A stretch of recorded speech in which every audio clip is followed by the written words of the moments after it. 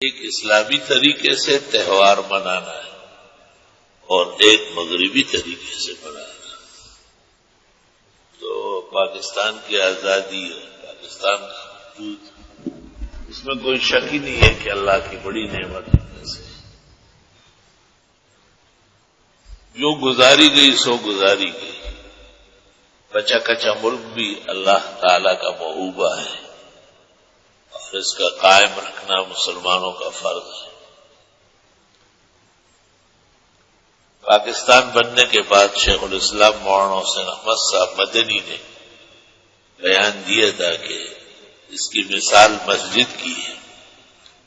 شروع میں تو بحث ہو سکتی ہے کہ بنے یا نہیں اور کس جگہ بنے اور کتنی بڑی بنے، لیکن بننے کے بعد پھر مسلمانوں کا فرض ہے کہ اس کا تحفظ کرے، اس کا تقدس بجا لائے، اس سے ہر قسم کی ناراضگی اور اختلاف ختم کرے.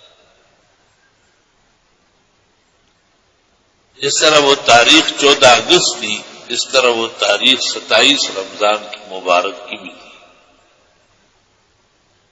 وہ شمسی اور قمری دونوں حساب شرعاً ثابت ہے. قرآن کریم نے شمس و قمر دونوں کو لِتَعْلَمُوا عَدَدَ السِّنِينَ وَالْحِسَابَ، تاکہ آپ حساب کتاب اس کی روشنی میں سمجھیں. لیکن حضرت صلی اللہ علیہ وسلم اور مسلمانوں نے ہمیشہ قمری نظام کا حساب اپنایا ہے.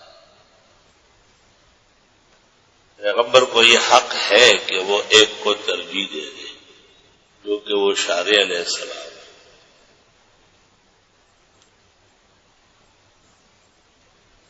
تو عجیب بات ہے کہ 14 اگست کا تو تہوار مسلم ہے، لیکن 27 رمضان سے لوگ بے خبر ہیں. یہی تاریخ تھی جس میں پاکستان کے بننے کا فیصلہ ہوا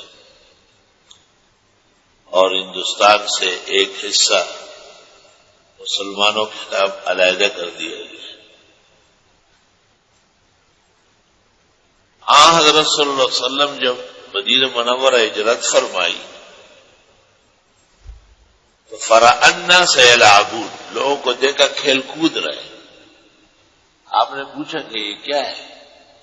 انہوں نے کہا یہ ہمارے زمانے جاہلیت کا دستور ہے اور ان دنوں میں ہم کھیلتے ہیں اور خوشیاں مناتے ہیں. آپ نے کہا اس کے بدلے میں اللہ نے تمہیں 2 عیدیں دی ہے، ایک عید الفطر اور دوسری عید الاضحیٰ. مسلمان ان دنوں میں خوش ہوتے ہیں. باہر شرع کنز میں ہے یفرح الفرح والانبساط، عید کے دن لوگوں کو خوش خوش رہنا چاہیے. اب سوال یہ کہ جو 2 دن ہمیں دیے گئے اس کا کیا طریقہ ہے؟ نماز پڑھی جاتی ہے، خطبہ دیا جاتا ہے، لوگ پاک صاف ہو کی عیدگاہ میں مسجدوں میں آتے ہیں اور اس کے بعد جو ضروری کام ہے وہ کیے جاتے ہیں، ایک دوسرے کو مبارکباد دیتے ہیں. تقبل اللہ منا ومنکم، صحابہ کا آدم. علامہ شامی فتاوی شام میں کہتے ہیں مصر میں رواج عید مبارک، عید مبارک. تو اس طرح اگر 14 اگست کو بھی منایا جائے، لیکن اس کا طریقہ بھی تو طے کرنا تھا کہ لوگ مثلا قرآن شریف پڑھے مسجدوں میں بیٹھ کر، نمازوں میں زیادہ آ جائے، دعائیں مانگے کہ اللہ گیا ہوا پاکستان بحال فرمائے اور یہ جو موجودہ ہے یہ جانے سے رہ جائے. سیاسی زعماء و حکمرانوں کی خیر خواہی کی دعائیں کی جائے کہ وہ ملک ملت کے خیر خواہ اور بھائی خواہ رہے. ملک میں جو تکلیفیں منڈلا رہی ہے ان سے بچنے کے لیے اللہ کی مدد و نصرت متوجہ کی جائے. مالداران خیر خیرات کرے، فقراء اور مساکین کو کھانا کھلائے، ان کی ضروریات پوری کرے، اس خوشی میں کہ اللہ تعالیٰ نے ہمیں ملک پاکستان عطا کیا ہے اور باوجود بہت سارے فتنوں کے اور بہت چالوں کے اسی درجے میں اس کا وجود قائم ہے اور اس کا قیام بھی معجزات سے ہے، کیونکہ جو صورتحال بنتی ہے وہ جیسے لوگ آتے ہیں اور جس طرح ان کا منشور ہوتا ہے اور کچھ دنوں بعد وہ اس کو بھول جاتے ہیں اور نئے طرز حیات میں لگتے ہیں، جس کا پہلا نقصان ہی ملک کو ہوتا ہے۔ آج ملک کا نقصان نہیں کرنا چاہیے، اور ملک تو گھر کی طرح ہے۔ قرآن کریم سے ثابت ہے کہ مسلمان اپنے گھر سے محبت کرتا ہے اور کافر اپنے گھر کے نقصان پہنچانے کے در پہ ہوتا ہے۔ یخربون بیوتہم بأیدیہم، یہ اس لیے بھی کفار ہے کہ یہ اپنے گھر کو تالان کرتے ہیں، تباہ کرتے ہیں، نقصان پہنچاتے ہیں۔ تو گویا مسلمان اپنے گھر کا خیر خواہ ہوتا ہے، اس کی آبادکاری کے لیے فکر مند ہوتا ہے۔